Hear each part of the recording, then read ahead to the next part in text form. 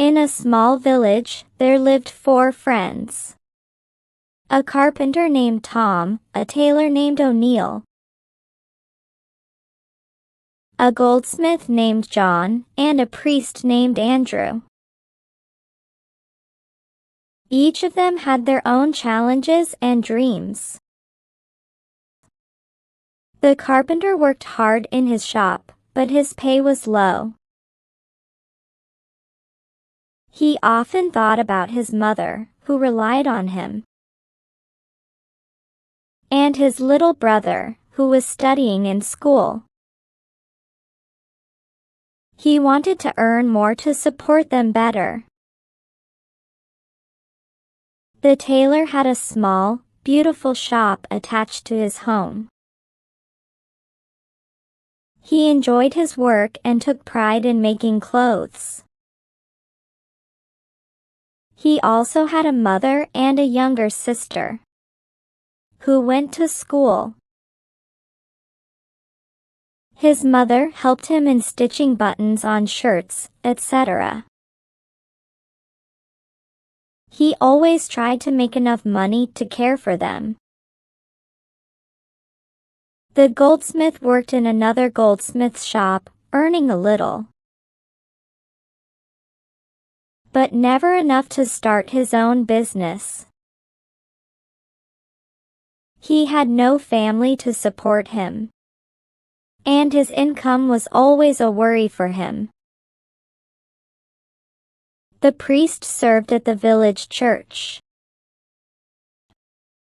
He received small food offerings from people, but lived a simple life with no family. He often relied on the kindness of others to get by. Despite their different lives, the 4 friends shared a strong bond. They often met at O'Neill's home in the evening after work. One evening, Tom, John, and Andrew gathered at O'Neill's home as usual. O'Neill, how did the market go today? Tom asked, smiling. O'Neill grinned and said, "It was great. I got orders for 5 new shirts. People liked my work." John nodded excitedly. That's awesome. What colors are you making?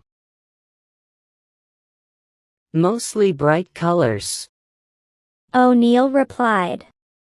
I think they will look nice. Andrew added. You should think about making some dresses too. The women would love those.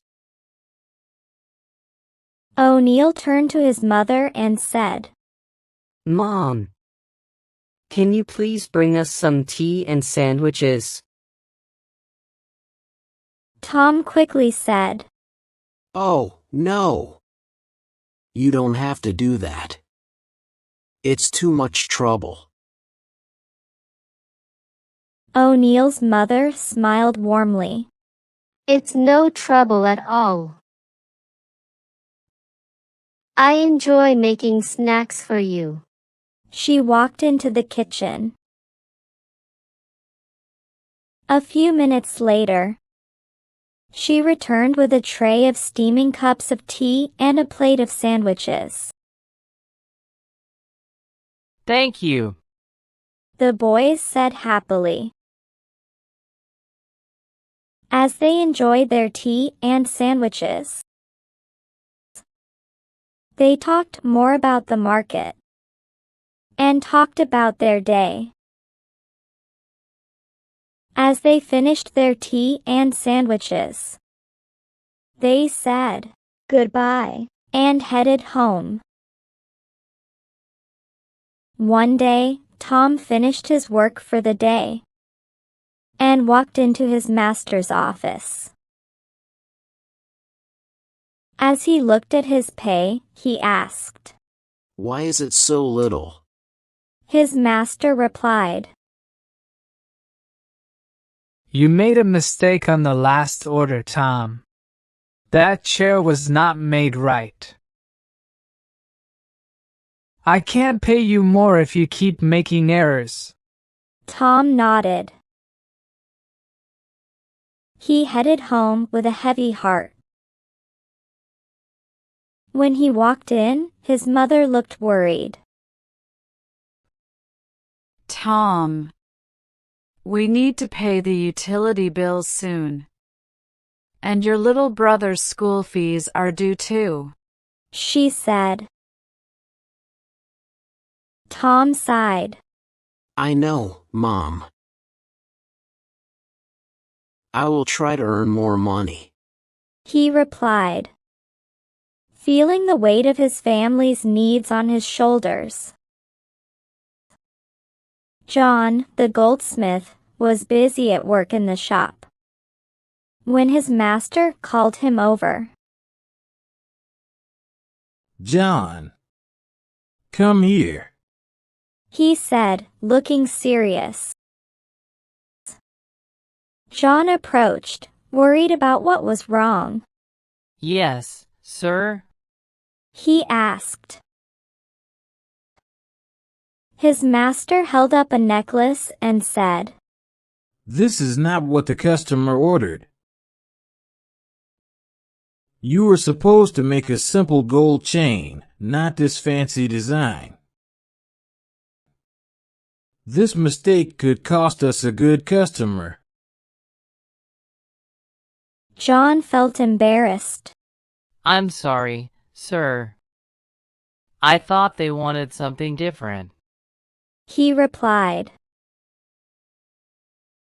His master shook his head. You need to pay more attention to your work.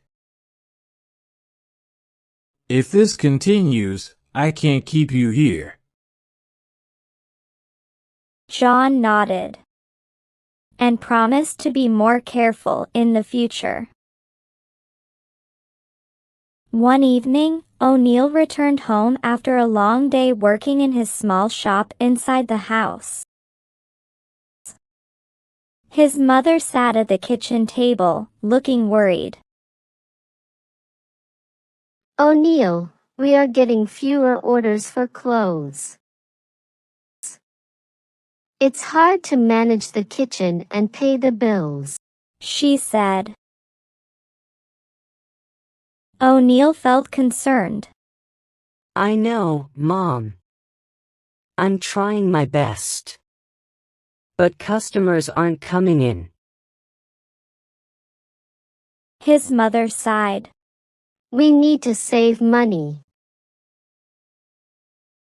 The bills keep piling up. O'Neill nodded. I will do something. So the four friends planned to go to the city to earn money. They all set out together. In the evening, they reached a very big, old house that was empty. Nearby, they could see a church standing in the distance, with its tall steeple reaching up to the sky. At night, when they prepared to sleep after eating, they remembered that they had some money. So, they decided to stand guard turn by turn. The first one to do the guard duty was the carpenter. The other three slept. To pass time, the carpenter thought of doing something. He saw a log and carved a beautiful female figure out of it with his tools. This figure was a life-sized figure. The next one to guard was the tailor. He saw the carpenter's creation and decided to clothe it. He tailored a beautiful dress and clothed the figure. Next came the goldsmith's turn. He decorated the figure with beautiful ornaments. The priest was the last to stand guard. He chanted life-giving words, and the statue came alive as a beautiful woman. All the four tried to lay claim on her. They argued among themselves, fighting for the woman. Just then, the priest of the church arrived. The four placed their case before him and asked him to pass his judgment. The priest declared, the carpenter made her and the priest gave her life. That makes them her parents. The tailor clothed her, which is an act usually done by the maternal uncle. The groom presents ornaments to the bride at the time of the engagement. So, in this case, the goldsmith is the groom of this young lady. The four accepted the decision and their friendship continued.